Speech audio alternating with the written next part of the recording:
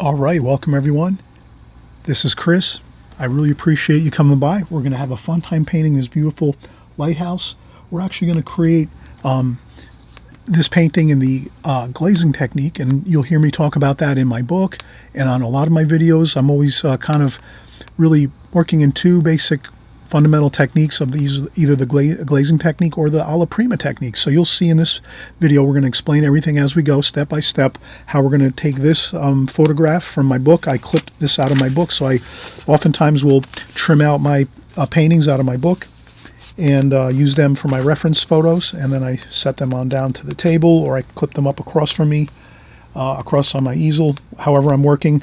But basically we're taking this painting and we're creating something similar, and we're just going to use the same color schemes for the most part. We might change around things just a little bit. There's some, variations between the two, but the main thing is we're having fun, we're enjoying ourselves. We're going to show you how to do the glazing technique, how to mix the colors, how to create all the different shapes and the structure of the lighthouse, and the fine details at the end with all of the railings and fun stuff like this. So let's get started. We'll start out with a pencil sketch. We'll kind of talk about how we're going to lay out the painting, make sure we get our lighthouse the proper amount up from the bottom of the painting located, so that we don't make it too high in the picture or too low in the picture. So we'll cover all these details and a lot more.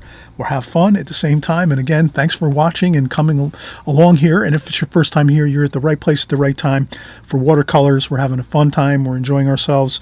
And again, we're going to cover all the fundamentals you need to get this painting done from start to finish. So we'll get started in a second. All right, we just saw the finished painting. I'm excited. We're going to have a real fun time here. We're going to do two paintings. We're going to use my book, Watercolor Methods for Success. We're going to actually, I'm going to show you the way I used to. I still do this at times, but more or less years ago I did this more often. I would buy many watercolor books online on Amazon and eBay.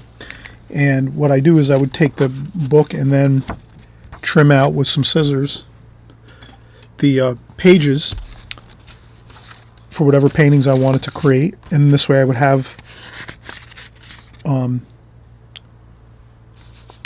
really good photograph to work from, or picture to work from. So I always mention to everybody, if you purchase two of my books, I think that would be great. I'm not trying to sell my books really so much. I'm just saying, if you buy two of my books, one you can keep like as your reference book, maybe your coffee table book, or you can leave it in your studio. The other book you could trim out the pictures, the paintings. And then sometimes you also, what I did in the past myself is I bought numerous copies of the same book, and then I would trim out all of the paintings on the one side of the pages of the book, and then whatever paintings were on the other side, I would buy a second book and trim out all of those. So that would have all of the paintings and drawings of the books trimmed out, so it's more convenient, right? Like sometimes it's a little more difficult to have the book and open it up and try to have it sitting in front of you, whatever.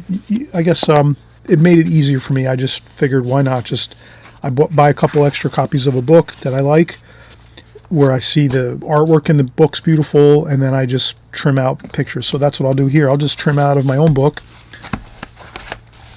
We'll trim out we'll do a lighthouse. Why not? So trim out this here. I just clip a pair of scissors, and then I'll just go around the pages like this, go around the painting like that. Now what would happen is, if I wanted to paint the painting on this side, actually this works out good. This painting is good. I don't have to really, worry about it too much. I can use this or this. But sometimes what I would do in the past is I would buy foam board, the thin foam board. It's like an eighth of an inch thick foam board, and I would take the paintings that I'm clipping out of watercolor teaching books, and I would tape these onto some foam board, white foam board, and I might put like 4 or 5 on like a larger size foam board. You could even make smaller foam boards and cut them into small pieces to fit the painting.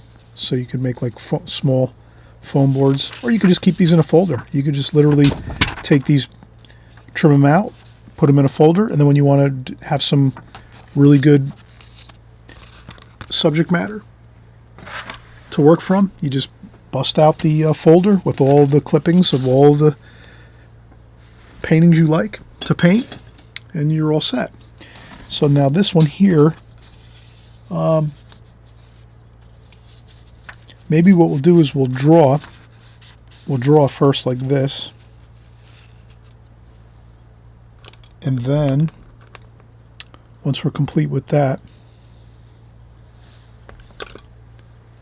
we'll put it over maybe down here. We'll start. I'll try to keep this on camera as long as I can. You can kind of see I'm with limited space here. I don't have a ton of space. But let's start out. Maybe we'll take some tape, some artist tape. I like to tape around the border of the paintings. And this is an extreme beginner series video we're doing here, tutorial.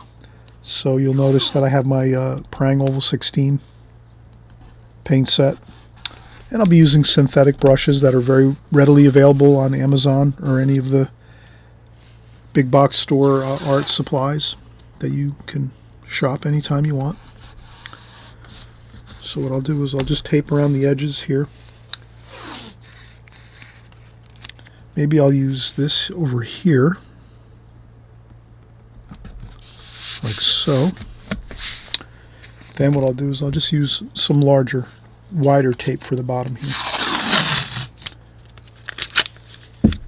And I'll just put this across here like this.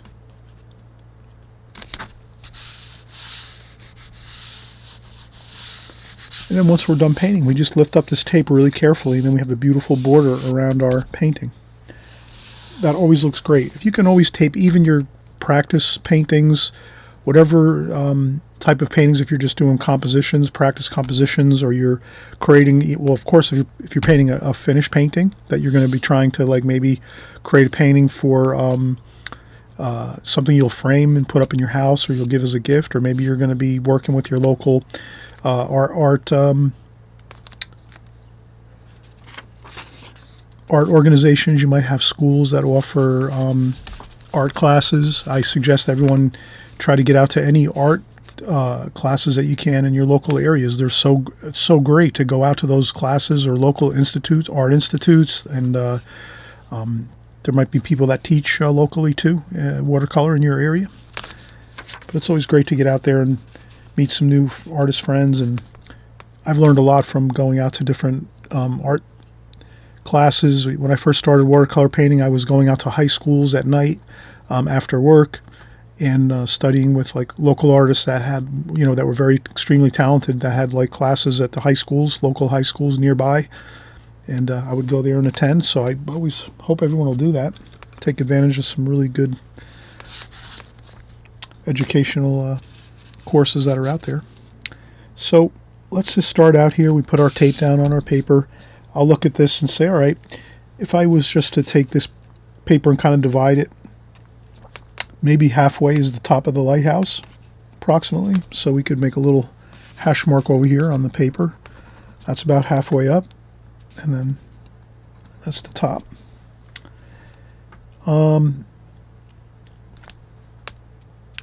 We could trim this painting down if we wanted a little bit, but we want to kind of capture that really big, large sky. So I don't think I'll crop this. You could also trim this down. You could take your scissors and trim this down, make it a smaller composition if you want to. That's the choice you have for design perspectives. So let's do that. We have the halfway point, which we said was the very tippy top of the lighthouse there. And then over here, the lighthouse is about not quite halfway. So if we're looking at the painting here, the halfway point's here. It sits a little bit to the left of the halfway point. So if we take our pencil and kind of roughly get the halfway point like that, we could put a little pencil line there and right here and say, okay, that's the halfway point from the left over to the right, or right over to the left. And then we're just going to put our lighthouse to the left of that center line. So this will be the top of the lighthouse, and we can always erase that. That's going to be more or less where the point of the top of the lighthouse is. And then maybe a quarter of the way up the sheet is the trees and that lighthouse quarters. So if we go a quarter of the way up about here, that's going to be where the roofs are and things and the trees. So I'll just start right there and say, okay, I'm going to start right here at the quarter point. So we can kind of see this is 1/4 halfway up. 1/4 of the way up, we start our trees and roof of our quarters here for the lighthouse quarters. And then over here it dips down and we have some ocean, very little bit of ocean over here on the right hand side. That'll be pretty simple to put that into the composition. So let's do it. And you can almost see that this is almost the same size as my paper. So we're almost working like exact same size to size here. I have a little bit of larger paper than this clipping, but you can kind of see it's pretty close. So if I try to draw it the same size, I should be fine. So I'll come over here and we'll just get that little bit of land, and then right away we're going to go up with our roof here. So as a beginner, you're just kind of looking at your basic shapes. You can kind of see this is really like a cone or a triangle, and then a parallel line going down here. And then maybe here we just have a rectangle for the chimney, like this. Then we're going to have the lighthouse, and that's going to go up here.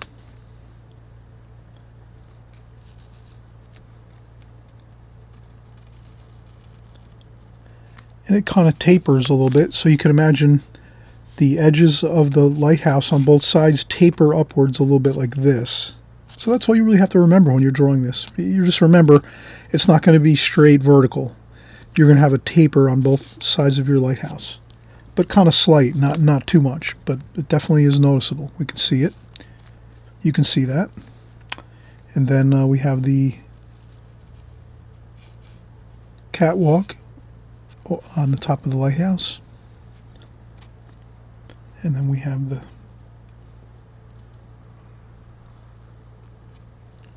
that steps in a little bit, the center where the light is. And basically these are essentially like rectangles. One rectangle here, one rectangle here, one long rectangle across here, except we do have a little bit of a curve to that. So if you can remember, just to get a tiny bit of a little bit of a curve, because we're seeing things looking upwards, we're seeing a bit of a curve to that. Same thing over here. There's a curve up here at the top of the lighthouse, and you even can see the underside of the light there. And then we have the conical cone shape of the top of the lighthouse, like that. And then the spire on top. That's the lightning rod on top of the lighthouse. So then you kind of see here we have some panes on the windows for the light, like that.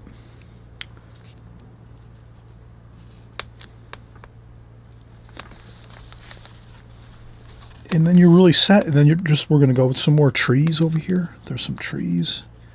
And we'll just try to pretend that it's windy here all the time, so the trees are kind of swaying and they're bent kind of toward the prevailing winds. And you don't have to make as many trees if you don't want. You could diminish the amount of trees you're going to create, maybe more bushes and things like that. And then we're going to have a little bit of the side of the hill here, the embankment over here, and then we're going to have the sand comes down here, and then we're going to have some ocean over here.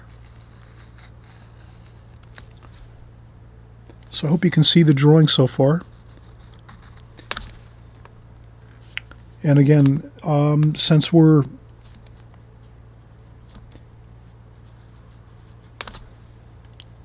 that's about all we have to do for the drawing, but I will go over with a darker pencil line right now. So what I'll do is I'll come over here and I'll just start again over here with a darker pencil line so you can kind of see it a little bit more on camera. Sometimes when I draw it's a little bit lighter. I'm used to drawing that first light sketch. And what that does is that's called the preliminary sketch, and you'll see that in my book if you purchase my book. I have a lot of great information in my book. I try to put in all of the real important details of my techniques and methods in watercolor so that you kind of get those. I don't go into extreme detail, but I definitely touch on all of the main key ideas of how I teach and the different techniques and methods I use in watercolor. So that's why I feel my book is very valuable, especially if you like to paint along with me here on YouTube. You'll really get a lot of information out of the book, and really, I think it'll help you a lot to understand what we're doing here week after week and month after month and even year after year. So again, I'll do the darker pencil line here, and then we said this tapers up a little bit, so we're not quite straight vertical here on this line. We're a little bit on an angle, and a little bit of an angle over here for the lighthouse. And then over here we have our catwalk, which goes around the lighthouse, so that the people they need to do any repairs, or they want to look out and see anything out. They might sometimes need to look out into the ocean and see if there's ships out there or any kind of emergencies on the shorelines. Or they want to see the weather and so forth. So that's kind of the basic. I have a couple of windows there at the top. And there's some more trees over here.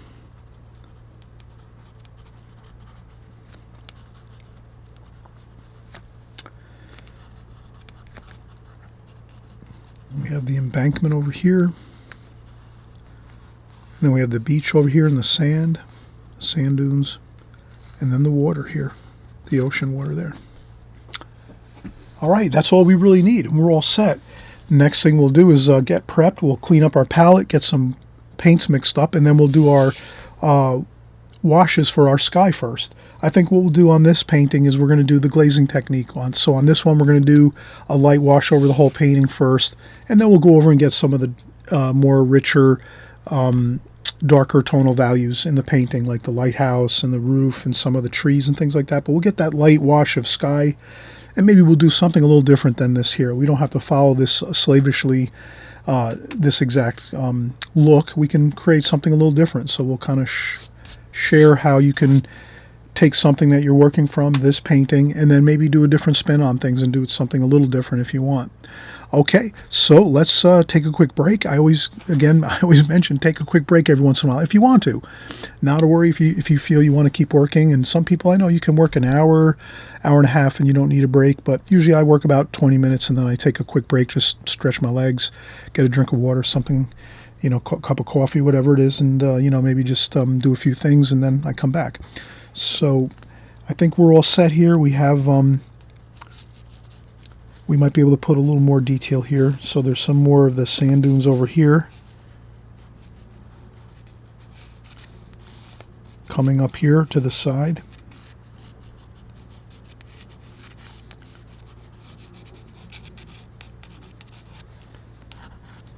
So this will be some sand here, like that. All right, let's take a quick break and we'll come right back and start our painting process.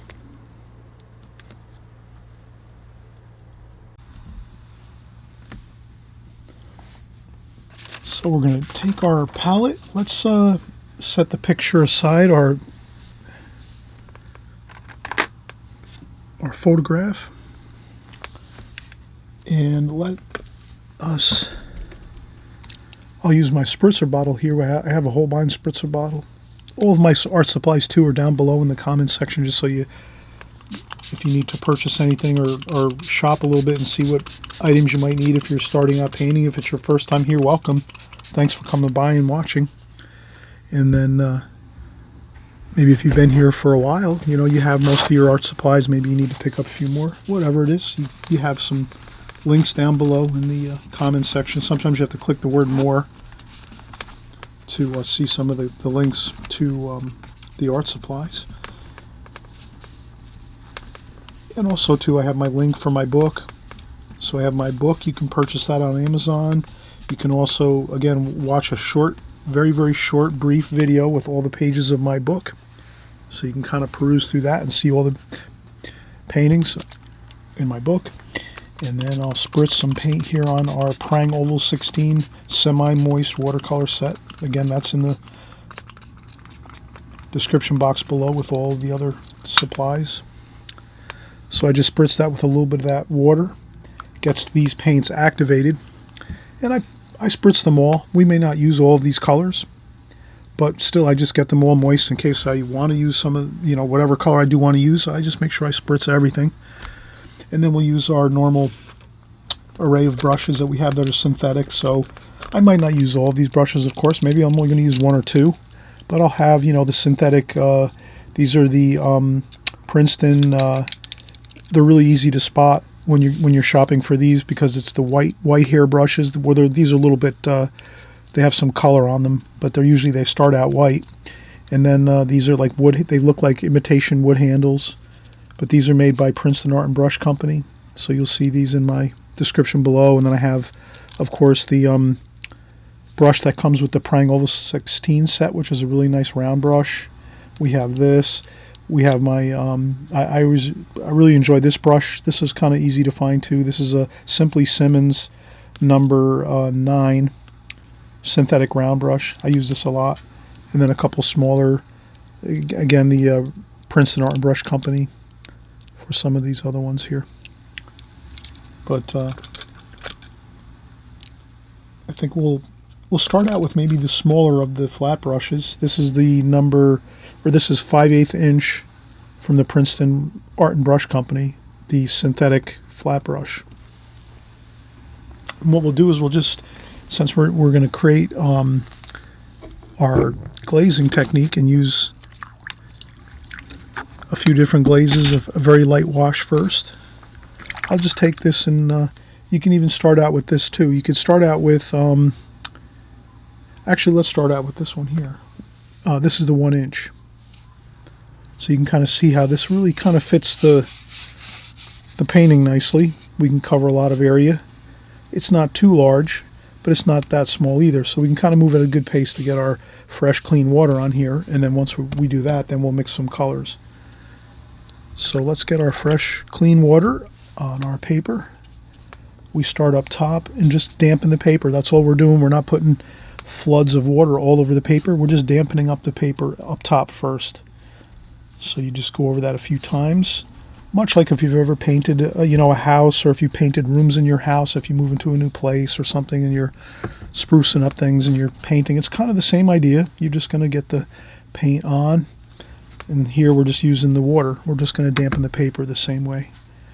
And then I'll just bring that down right over the whole entire painting. Dampen the whole entire painting with water, but not too much. Again, we don't want to flood it completely. We dampen it. That's it. We're going to dampen this paper, and then I just go back and forth and side to side with fresh, clean water. You wouldn't use a water bucket that has paints like murky looking water. You're starting out with a clean water bucket, so you swish out your water bucket. You maybe use a little scrub brush. You scrub out your water bucket, and then you have clean, fresh, crystal clear water in your bucket. And that's how you start this painting, fresh, clean water.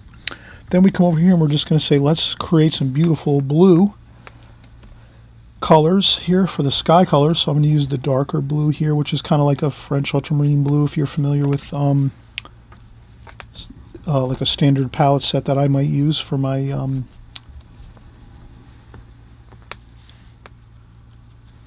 my other paintings on YouTube, my other tutorials.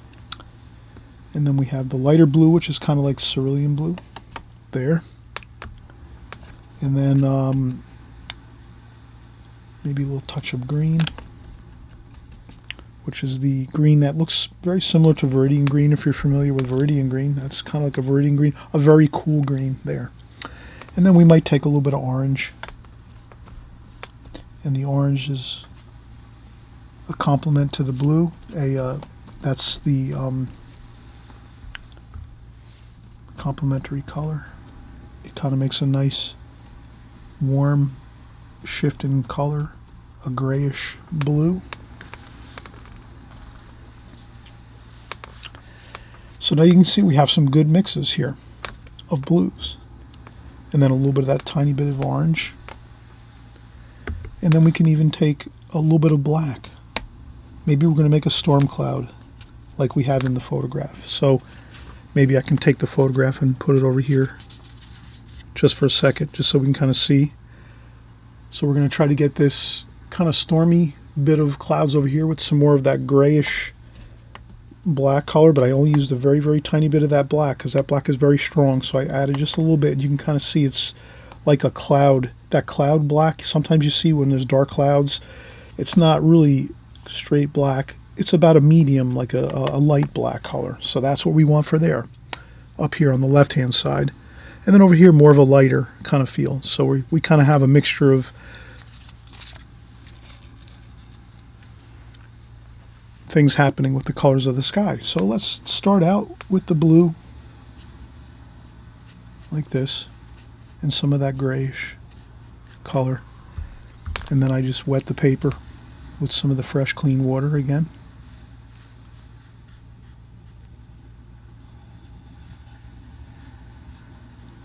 And I think we can go right over everything, just like that, with that light grayish color.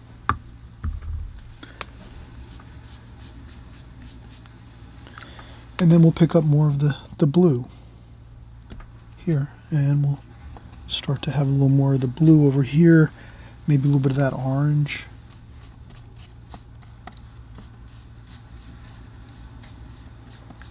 And you kind of see we're just working in a beautiful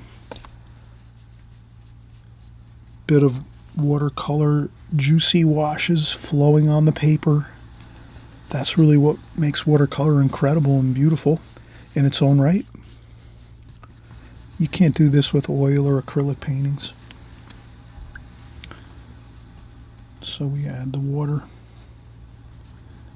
Then you may pick up a little more of the black over here, just a tiny bit of that black, which is it's kind of like an ivory black, which is a warm black. It's not that extremely cool. But that's all I've done now, is just added the blues. Now the key here is you only have so much time to put these washes on the paper, and then you have to let it dry. So that's what we'll do. Now we're just happy we have the main bit of washes on the paper, that first glazing, that light wash. It's not too dark, you can kind of see that. You see it, it's not too dark, it's like a light wash, and it'll dry even lighter than this. So whenever you always remember this when you're painting watercolors, especially when you're doing light washes like this, it's going to dry quite a bit lighter. So when it goes on, sort of, it kind of looks like a medium tonal value. It's going to dry lighter. It's going to be a light tonal value over the whole paper. And then you could take a tissue if you see some extra, or a paper towel. If you see extra water puddling up at the bottom, you just take a paper towel or a tissue and just blot up some of that water that puddles up at the bottom here.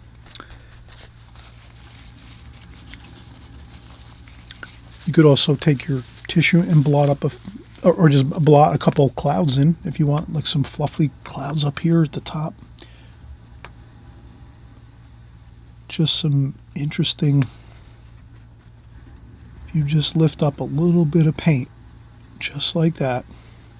And if you see a puddle here and there too, you can lift up there a little bit if you want to, because it'll just fill back in with the water, because there's a lot of water in areas where there's puddles. It'll wind up looking fine. So you can kind of create your own little bits of light, and maybe some cloud. You could take your tissue or your paper and do a couple little light twists, not too hard, just a little bit, like that. And that's plenty good. Now you are all set. You're ready for the drying process. You can lighten up down at the bottom of the painting too if you want a little bit, like that. So now you're ready for the drying process, like we talk about when we do our glazing technique, and we're again following, pretty much we're following this. And I'm thinking some of you have my book already, so you'll have my book open and you'll be working from that page on my book. But you can see this is how we kind of get that first wash on, really light glazing on the paper, and then we let it dry. So now we're going to let this dry. You have to just check it. Maybe it might take an hour to dry. You can use a blow dryer maybe for 5 minutes or 10 minutes, and it lightly blow dry it very carefully and lightly, and you might 5-10 minutes it'll be ready to go and ready to paint over. But we can't paint over it now that when it's damp like this and the paper's still buckled. We have to wait till that definitely dries substantially, like probably almost 100% dry is better off. If you just wait till it's 100% dry, you're going to be really better off that way. Eventually, as you'll paint more and more and you get used to watercolors, you will notice that you can go in when it's like damp, and you'll start working in your colors when things are damp a little more. You can have some cool effects, some interesting effects doing it that way too. But when you're kind of starting out, if you're kind of a beginner or you're just getting your sea legs with your watercolors, you want to definitely give yourself the advantage of letting things dry 100%. And then this way, when you're painting over it, you're not going to have any funny, areas where you put some paint on the paper and the next thing you know, it's flowing everywhere. And that happens if you're going onto wet paper. So that's why we let this dry. Okay, so we'll come back. I'll just take another quick break and we'll start on the darker tonal values, the red paint of the lighthouse, the green, the golds, the darks of the pine trees along. So we're going to again be using this for our guide for this painting right here. We'll use this for our guide and then we'll continue on. All right, so we're kind of moving along here. I think I'll use my Simply Simmons number 9 round brush, synthetic round brush, to mix up our red color for the lighthouse. So I'm going to take this red here, and right now I don't mind that. If my palette has a little bit of blue in there, that's okay. I'll use a little bit of a damp brush. I'll add some damp brush to the paint. I want to make this very thick paint though. I don't want to water it down at all. So you'll notice that I'm going to try to keep this thick paint.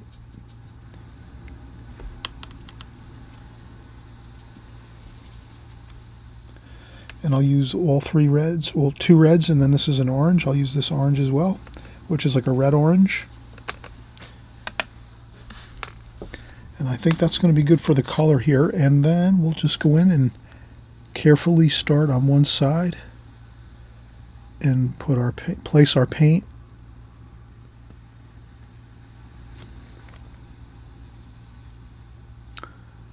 Like so. Then I rinse off my brush. I dry off a little bit of the water on a paper towel or a tissue. And maybe I'll just try to soften some of this out here. I'll pick up some more paint.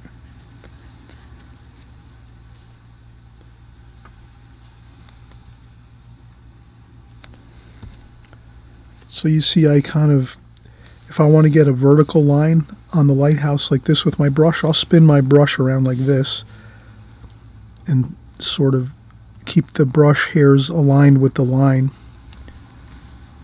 And then I can also do the same thing. I spin the brush around this way, and then I can kind of work that same idea of the brush being vertical, the brush hairs.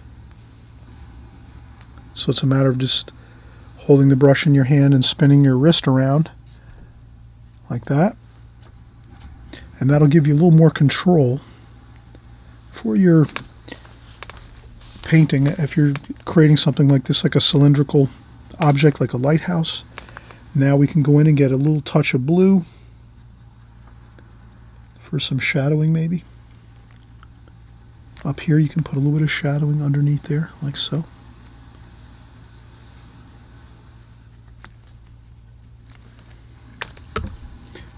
And then we let the watercolor just do what it does. It mingles and mixes with the other wash.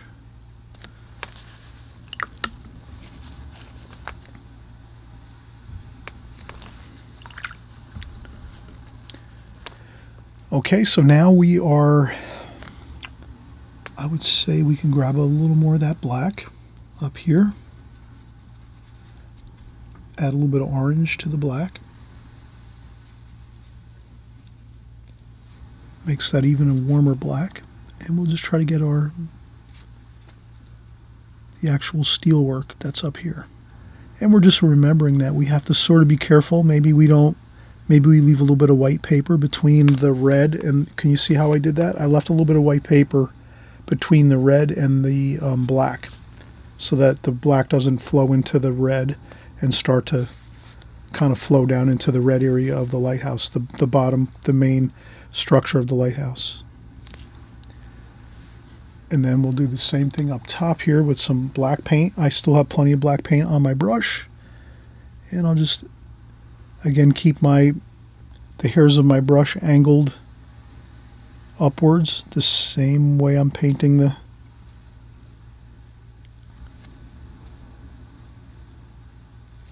cone of the top of the lighthouse.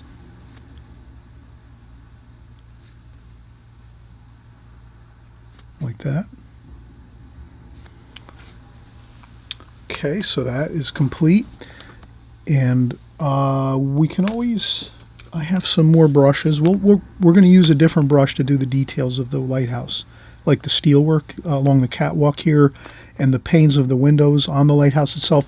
We'll use a different brush, a little bit of a more fine pointed brush. We'll break that out in a little while, but let's just get the large sections of the top of the lighthouse, the conical roof of the light, and then we had this bottom portion of the light, which is the steel plate metal that's up top here that comprises the top of the lighthouse.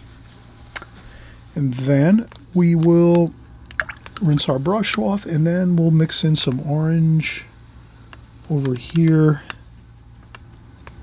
and we can reference back to our photograph here. So you can see the roof over here and the chimney.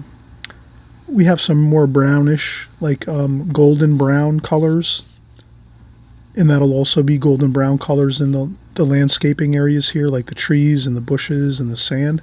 So now we're breaking into some more earthy, really earthy colors. Let's start to do that. So we would use orange, yellow, so we can mix some yellow up here, some brown, orange. So we're going to make some earth looking colors. So you're going to use some orange and brown and yellow, kind of mix up a nice kind of sand kind of color. Like, can you see that? You don't have to be too scientific about it. Just some brown, some yellow, some orange, and you kind of maybe segregate, kind of mix the colors up a little bit separate. Like over here, the darker brown over here, the yellow over here on the left side. Maybe you could rinse off your brush and keep it a little more isolated, so you have more of the gold, yellowish gold over here, maybe a touch of orange in the middle. So you kind of mix your colors, but you can kind of see I do have like the three colors sort of in my palette separated. So the brown, and then the orange and brown mixed there, and then some yellow and orange over here, like that. That'll help out a lot. And then we'll go with more of the brown, and we'll start going in. We'll get our roof in here. Doesn't that look great? And you can also mix in a little bit of the blue. Reactivate some of this blue. So we don't want to make our roof just brown and gold. Let's mix some blue in there too. Warm and cool everywhere.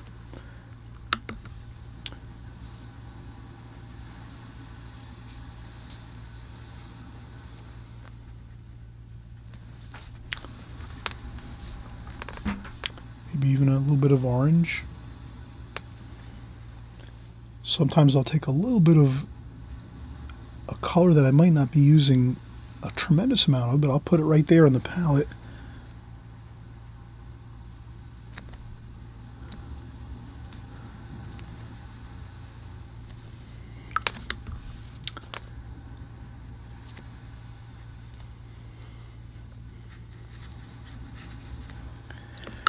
Then we'll go with a little bit of a darker mix. Maybe we'll start working into some greens. Light green, dark green, brown, a little bit of brown in there, a little bit of orange. And what we come up with here, if you add some light and dark green with a little touch of brown, a little touch of orange, we're getting like a nice olivey green kind of color. And that's really what we want to do here to get our greens for our trees and grass and things like that, and shrubs. And then over here under the house, it's a little darker yet, so we'll go in and put some blue into that black and some brown. So we did have some of that black left over here. We added some blue, maybe some orange to that too, maybe some red. You kind of mix some fun colors.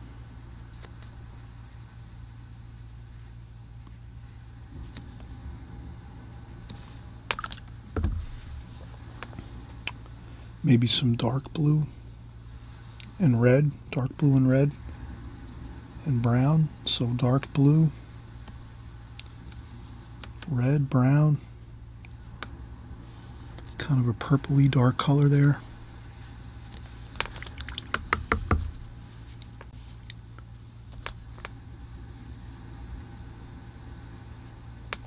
And then some more of that olivey green here and there. Couple splashes.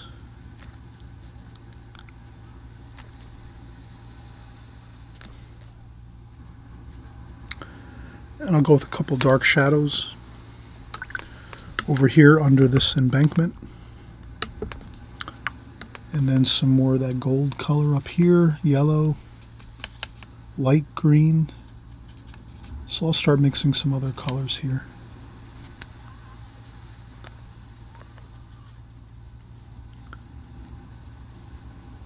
So the lighter the yellow is, that's higher up where the sunlight is.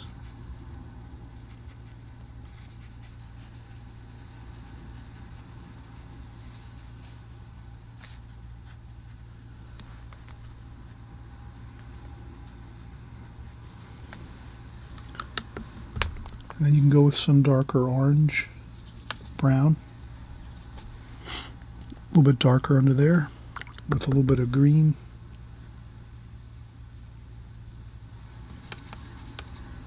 A little bit of a darker green under here. So you can mix up some colors, have fun with your colors. These are some darker greens.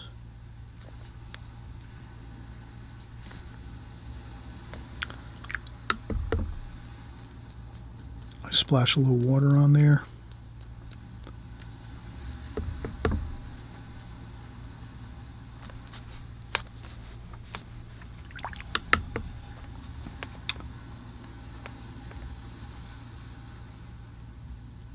And a little bit of a grayish color here for the gable end of this roof. And then we're going to go with some more of the greens. And some of that yellow, bright yellow color, that's the sunlight. And you could always remember in your mind when you're painting, like the shadows of your trees and bushes and things like this, the shadow colors are going to be the darker greens with blue mixed in there, some purple. You can even add some purple in there too. And that'll have a feeling of coolness. And then the top areas of your trees and bushes and things are more yellowish and golden. They're catching the light a little more from up in the sky. The light's shining down, and it gets darker as it's lower by the trees and the bushes, and even by this house here, you'll see the quarters here for the lighthouse. It's going to be darker down here. And then you can blot up sometimes if you feel like some of your paint is you can lift up some paint and then let that sit for a while, and then later on you can come back and put a better darker line under there, under the roof, the eaves of the roof. So you can kind of see when I was painting, I lost control of that edge of the eaves of the roof. So if I could point it out here, you can kind of see how I have a really nice dark line underneath the eaves of the roof here.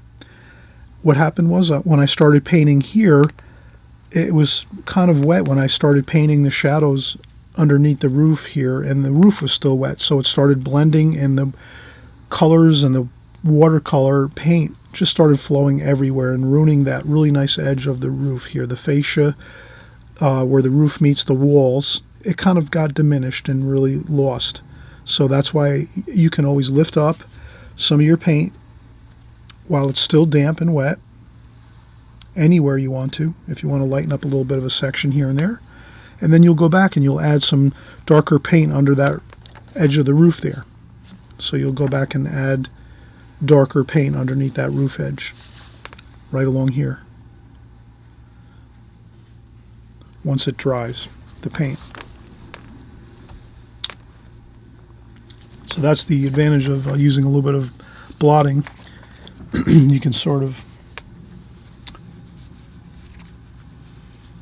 use that to your advantage. Now, here we're going to start to work this down here, and we'll do some more of the golds and the greens.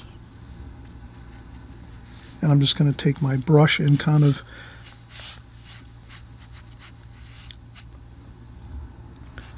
swing my brush and make the brush strokes the same way the land features are. So if you want to have that feeling of there's some blue under here, some cool shadow under there. Maybe mix in some green under there and some blue, a little bit shadow color. And then as you take that color and you kind of gently pull it on down, but very carefully, the same flow of the way the land is, how it's kind of flowing this way.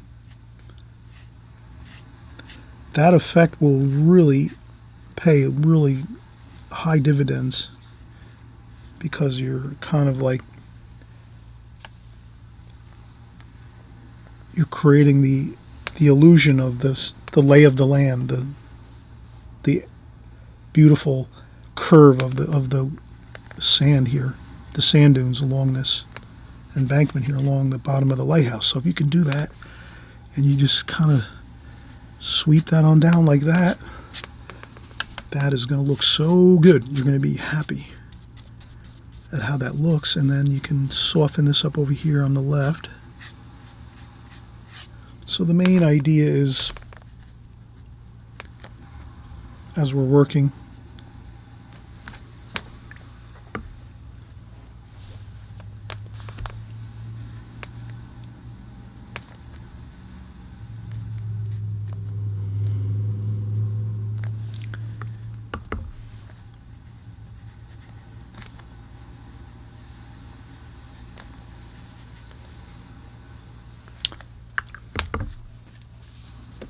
and again, don't feel afraid to do some blotting.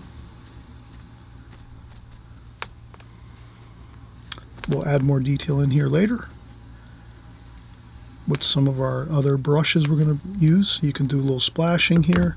So I would do a little splashing with some of my greenish colors here, just to get some interesting bits of marks on the paper. And then here, let's get in and do some of that water.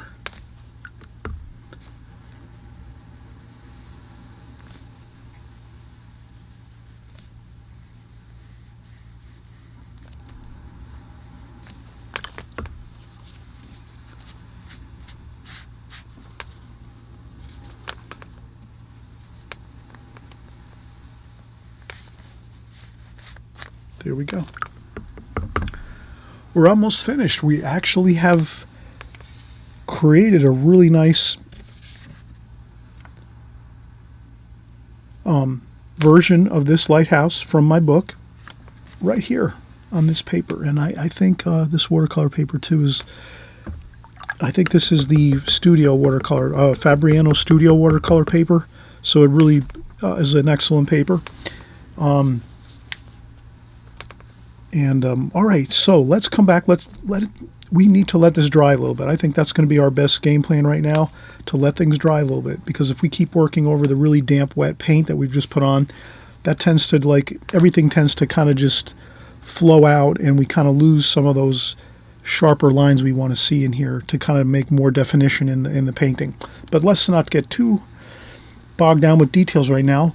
Let's just say if we let this dry, we're going to have a little bit easier time finishing up our details here, which are going to be some of the pine trees. We're going to create some of these pine trees here, maybe a few darks underneath here where the side of the quarters are, the house for the lighthouse, the attached house, and then we'll do some of the railings and things on the lighthouse and the actual light itself, and we'll also do those panes in the glass of the light, the actual light of the lighthouse. So I think once we have those finishing details, we're going to be all set. So let's come back after we take a break and we'll finish up.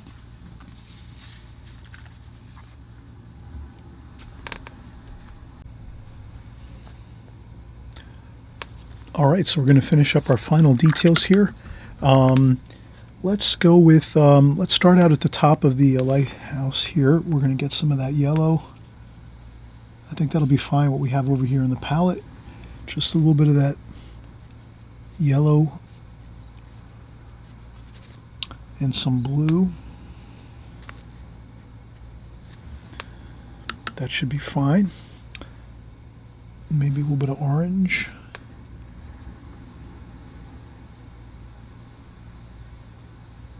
And yellow for the light.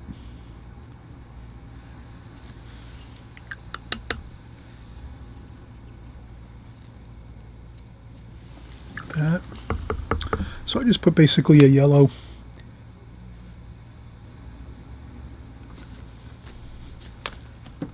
bit of yellow here for the light, the actual light fixture itself, the spotlight.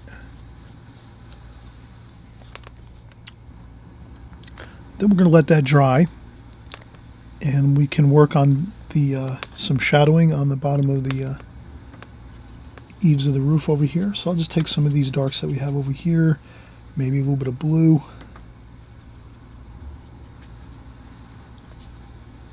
I'm just going to do a little bit of a blue shadowing under there, under the eaves of the roof.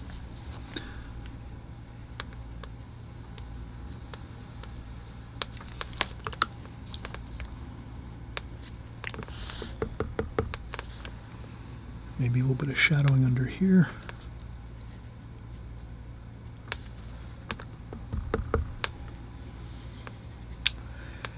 And I think that looks pretty good. Maybe some more shadowing under here too.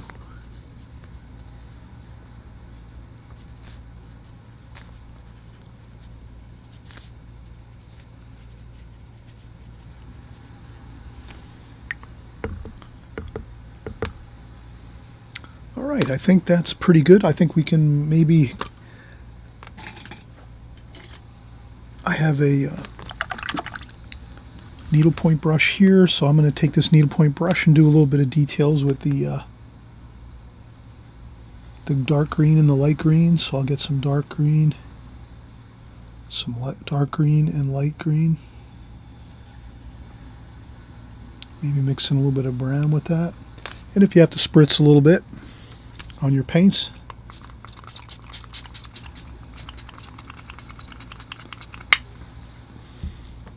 to reactivate them a little bit, that works well. Just a little bit of a spritz and a little bit of that green, orange, brown. Okay, so I'm just going to do a little bit of the just a little bit of some pine trees here. I have them drawn in. Maybe a touch of black, but just a little bit. I always say if you're using the Prang Oval 16, when you're using black, definitely, you know, very careful with how much you use of that, because it's very strong. It can kind of take over your mixtures that you're going to make. So I'm kind of like mixing a little bit of that black into the green to make it a dark green, like a sap green, like even a dark sap green with some touch of that real dark in there. Looks good. But if I added too much black, then I think we would lose the green hue, the green color. So I just want to make sure I'm usually very sparingly with my my black in this palette for the Prying Oval 16. So you'll see I did the,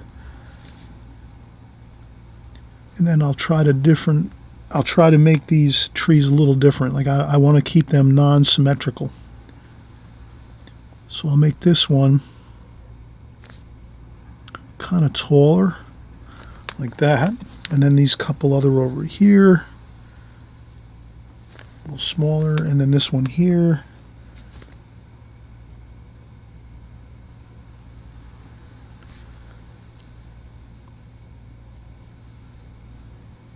The branches kind of go out straight from the pine trees occasionally.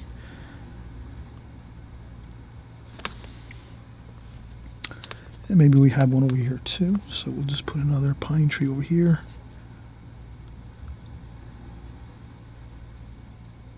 And I kind of paint these quickly. I don't take too much time to do these details because it can be a problem trying to do them too slowly. It winds up becoming too overworked. Okay, so that's some of the, and one more over here I think would look good too. Maybe one back here.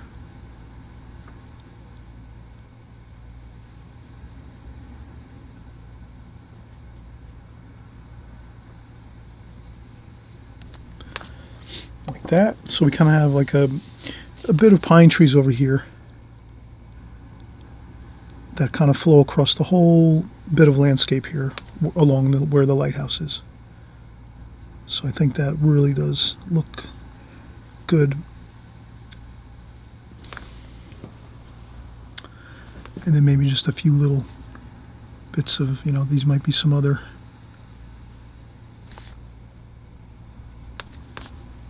bits of detail, and then maybe a little dark bit here and there over here. And I think that's it. I might go with just a touch more dark blue in the ocean water, which I'll add right to this dark green that we have been using. I'll do that, and then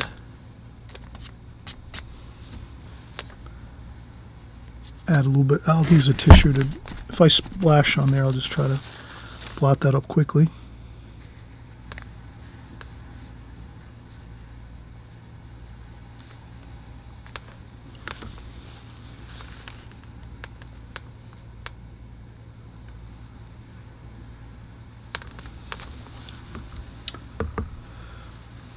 All right, so I think let's add a little black over here. I'll make this a little bit of red in there too.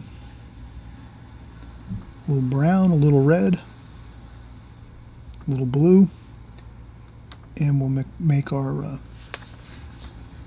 black steel railings for the lighthouse, as well as the. So these I would do quickly.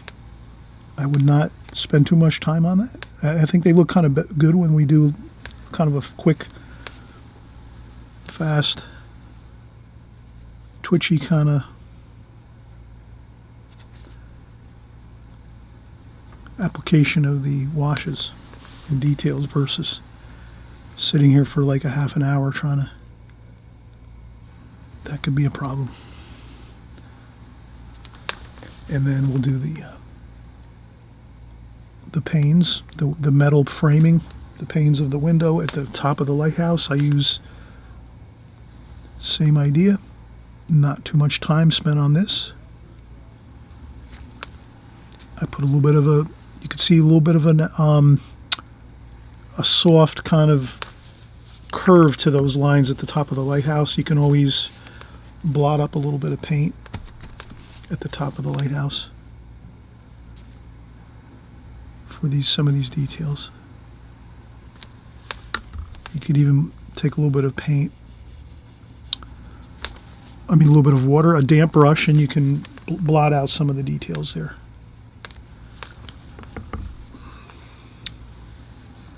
And then the last thing we'll do is just get the very, very top, a lightning rod at the top, There might be a bit of a sphere shape there, and then the lightning rod up top. And I go very carefully with how much. This is almost like zero water, mostly like just a tiny bit of water here right now in this wash to do the details, and mostly just paint. This way I don't have the problem of like too much water on the brush there. And then we just do that to get a bit of the lightning rod at the top, and I think we are looking pretty good. I'll rinse off my brush one more time. I think if I can blot out that.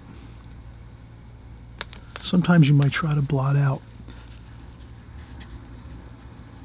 like if you have a spot, like a couple spots here and there, you can always take a little bit of white paint and the titanium white paint in your tube, grab a little bit of the paint on your brush, on the very tip of the brush, and you can just kind of like dab at a spot you might have, like maybe a spot happened to appear on your painting while you were painting, like you were something like a splash that you didn't want. You can gently touch with a little bit of white paint and clear it up and dab on it a little bit, or dab with a tissue, and you'll be surprised. You can actually, most times you're able to kind of like just blend something in that might have been a problem. Same thing over here. I'll take this little bit of a splash over here, and you can splash too. I like splashing on my paintings, so maybe on this one I'm not splashing as much, but you know, whatever. You can cover up some little speckles or splashes you might have overpainted or something. That's fine too, or you can just leave them on there. I like them actually in my painting, splashes and things. So, and then you might go in and just do a few more little touch-ups here and there, add a little bit of darks, some shadowing. But I think we're pretty good there. Maybe I'll make a little window here on the side of the gable end of this roof over here. Maybe I do that. Maybe I make a door over here, kind of create like a little bit of an interesting door here.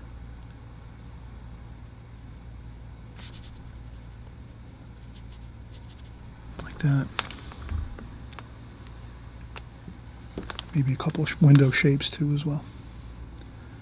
Just some rectangular shapes. Maybe 3 there. Maybe a couple here.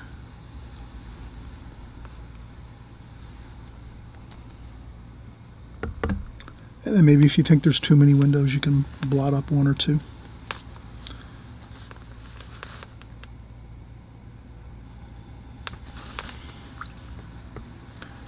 Another little bit of dark underneath the eaves if you want, like that.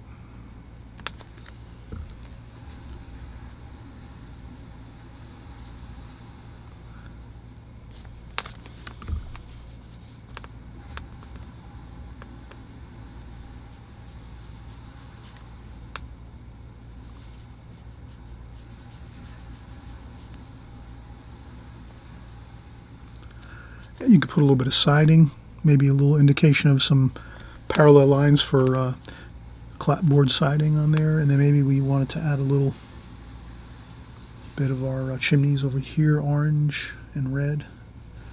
We can make that clay color with orange and red. And then I dry off some of that orange and red on the tissue just so I don't have too much paint on there, and then we'll do that. Maybe a little shadow under the chimney here.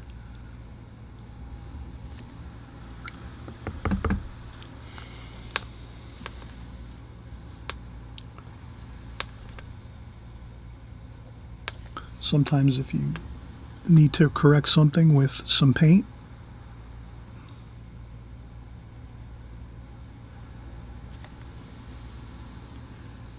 you can go in and straighten a line or something if you have to, like that.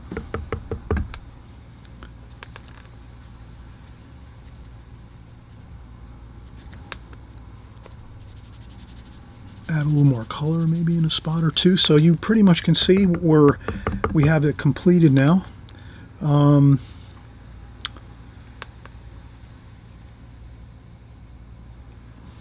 Maybe there's some darker trim on this here. Sometimes you can add a few details, like the trim on the roof here. We could make a little darker trim there if we wanted to.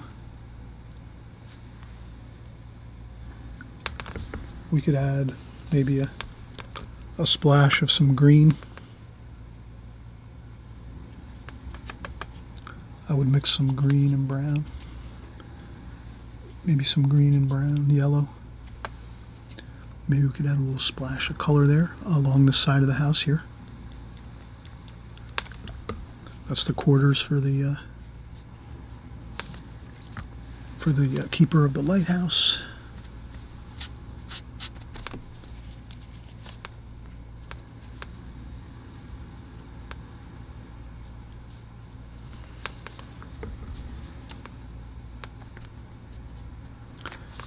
And you can kind of add in some color. If I add it in one place, I'll probably try to mix it around the painting a little bit anyway.